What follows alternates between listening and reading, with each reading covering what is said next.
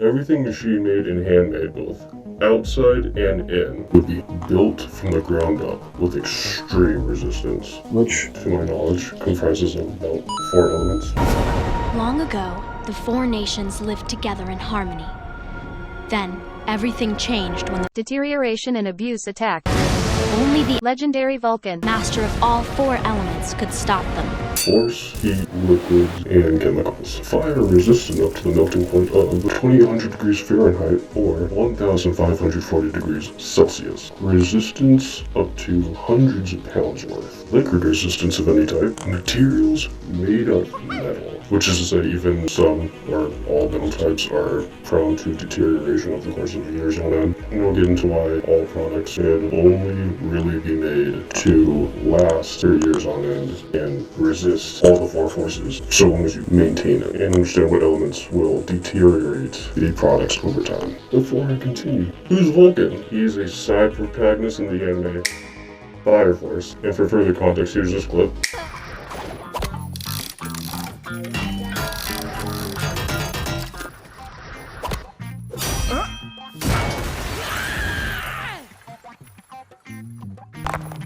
All right, it's done!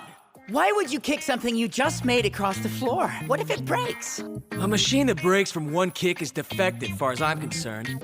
Technically, engineers such as him do exist, but what prevents them from otherwise releasing a mass-produced product that would outlast a human being is called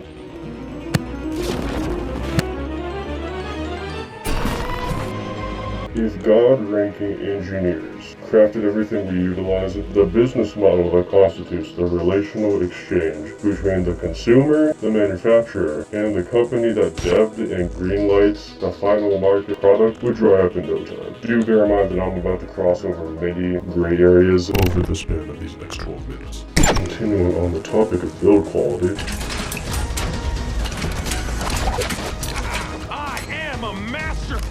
from my understanding, Vulcan doesn't actually make stuff that's just straight up indestructible. But he does build it to resist all physical forces possible.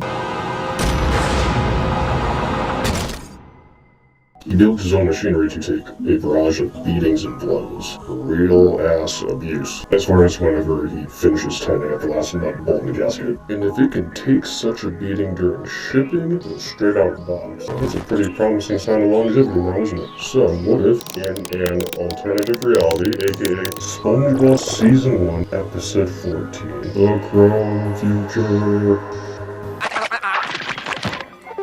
Oh my. Impossible! He's lying! But for real, imagine for a moment if everything was just made to last tens of years. And that was just the default. As long as you properly maintained it. At that point, the price tag kind of becomes a gray area, and who's to say how everything would be priced if it was just made to last long? Certainly not some theory-made video written by some faceless face on YouTube on the internet. However, sub to the channel would be priceless. Moving on. Imagine if an army of this man was put in charge of universal quality control across the board, locally and internationally. Most elemental resistance factors would be accounted for. And maybe even a law would be passed that enforces all products under the sun and indoors to be polished by the hand of God himself. Short-term users, let's say, I don't know, 3 to 5 years of almost anything would be completely mitigated to a high degree, and the longevity of everything would be totally insured. And by longevity, I don't know, 10, 15 years, and if you take care of it, maybe 25 to 30 years. If you maintained your like a holy relic, put it in a glass, shatterproof case, sucked all the oxygen out of it, and then it will be truly untouched. Which is to say, the idea of a full body metal pencil, and I mean just the body of the pencil, of a number 2 pencil being made out of metal is absolutely absurd, because then you'd have to have a dedicated sharpening machine just for the pencil, or those kinds of pencils. But man, would that last you a hot minute. Advent supremacy unite. Maybe before everything leaves the production line, it would have some sort of Vulcan seal of approval engraved on it. In theory, the masses of the people possibly, less frequently, be overfilling their trash bins, calling junk removal services, passing off stuff to family, friends, or strangers, helping get off at donation centers, or just placing it on their phone because all the above is too much effort. Imagine living next door to this house with towering piles of junk for years. The stacks of debris are piled up so high and so deep, they actually block the front door. And then the cycle repeats all over again. Advertisement, add to cart. Use or place object on shelf until learning issue occurs. Replace or rid yourself of said object. Repeat. Imagine driving a car that could not be destroyed in a collision. Depending on your scenario. Though, I guess the question you should ask yourself is, how often do you get in accidents? More specifically, how often do you drive recklessly? Oh, what a day! What a lovely day! Or how often do others around you drive recklessly? Scratch resistant from side swipes? Puncture resistant tires or even ones that inflate? Reinflate. Even the internal components in the car would take years to wear down. Imagine owning a cheap ass table that can just take an extreme amount of weight. Imagine owning a cheap laptop, low spec or even a high spec. You can drop it multiple times and it'd still be alive.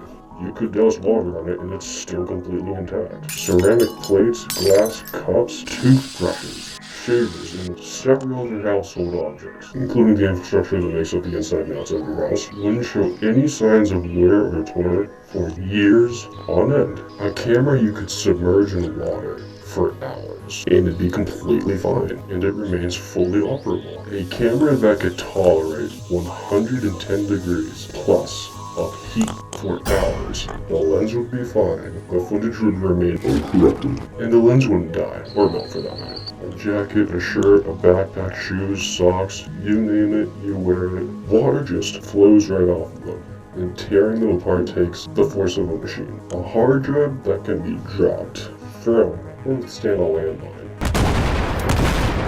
An editing PC that had components that could tolerate aggressive vibrations. You could shove it into your car, or rather any mode of transport, and it would be fine. A TV and controller combination, both with anti-impact resistance. An angry gamer throws the controller at the TV or the monitor, and the controller is still completely intact. And so are the displays. Wouldn't that be a wonderful combo? Imagine if everything was just built with resistance in mind by default, to withstand all 4 elements of abuse, until you finally replace it, or get rid of it, or run it into the ground.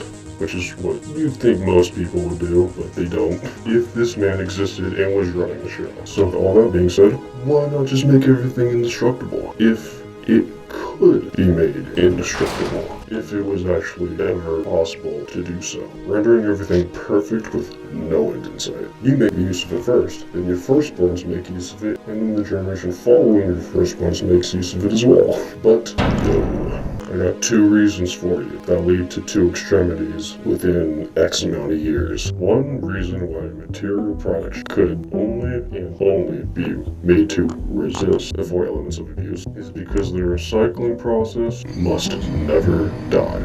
To provide a grand scale example, here are some smartphones, plus every phone that was ever made, including the clamshells. Here's a statistic of how many people own phones in the US. If every smartphone and practical phone ever made by all tech companies, local and foreign, made a phone that was just indestructible straight from the start, made with the intent to survive a nuke, withstand the heat of magma. Acid couldn't acidify it. And you couldn't even put a pile of them under a compressor because the force of the compressor would just blow back into itself. And you couldn't even throw them onto a shredding machine. Now take the first iteration of every smartphone made to date, add up all the prior versions that currently exist, including all the discontinued models. Now take that number, add them all together, and multiply that final number by the amount of people that buy them, throw them out, or pass them down as hand-me-downs over X number of years, and eliminate the ability to recycle any of it. How many smartphones do you think there will be every passing year? Enough to outpopulate humans everywhere? You're damn right. And then what happens when they double and then triple in quantity? Because again, they cannot be recycled. So if reason 2 boils down to the supply of everything indestructible and eliminating the ability to recycle any of it, that leads to reason 2. Is what I'm gonna call this dystopian phenomenon. Throwing it out, getting rid of it yourself, or selling it. Giving thought to any of those 3 suggestions is now completely obsolete. The atomic accumulation of them all would reach into urban areas, and then it would reach into the cities, and then it would reach into the oceans of our Earth. Because there's no substance, machine, or method in existence that could break any of it down. We're talking all we ever build. None of it can be condensed through recycle facilities. Instead, it just takes up the initially existing space, and then it doubles, and then it triples, and then pain comes along and destroys the entire Italy village. With every passing day, week, month, year, decade, century, millennium, eternity, which makes every episode of Horrors look pale in scope, and that is why nothing could be or should be indestructible by the main 4 elements, and building it to resist said elements is the way to go. If this man existed, to end on a final note, is it scientifically possible to build something that is immune to abuse and deterioration? I'll let this speak for itself. Everything in life, humans, machines, objects, buildings, even the roads we drive on, and those sidewalks we step over, start cracking and deteriorating. All of it has an expiration date, including the stuff that will actually outlast a human being. The stuff that outlasts us more than likely is maintained by a person or crew. Low tier, mid tier, high tier, however you want to classify your products that you own. There are the people that buy and don't do anything with it. There are the people that have, and it just collects dust. There's the people that drop their, or leave and forget their, or just end up damaging it by who, what, when, where, why, because it's inevitable that it does get damaged, and they just never bother maintaining it or doing it. And at that point, it's not going to last very long now, is it? And then there is the percentage of people that apply routine maintenance to their stuff. Polishing, vacuuming, waxing, dusting, shielding, and applying protective coats of a substance from rusting and deteriorating. Routine maintenance and damage prevention is how you maximize the longevity of everything you own.